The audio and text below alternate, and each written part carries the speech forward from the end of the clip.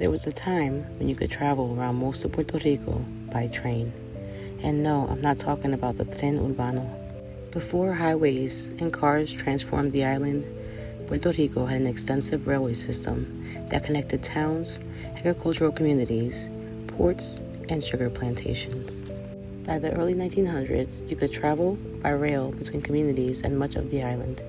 Trains carried passengers, but they were also incredibly important to Puerto Rico's economy, transporting sugarcane, agricultural products, freight, mail, and just about everything else that needed to move. And then, the railway system began to disappear.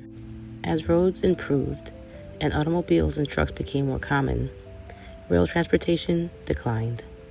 Passenger service eventually vanished, and most of the infrastructure was dismantled or abandoned. But pieces of that history still survive. In Isabela, there's a small museum dedicated to Puerto Rico's railroad history, Museo del Tren. Inside, you'll find photographs, railroad equipment, tools, and artifacts that tell the story of the trains that once crossed Puerto Rico. And I think that's what makes the museum so fascinating, because you're not just looking at an old train, you're looking at a piece of Puerto Rico that almost disappeared from our collective memory.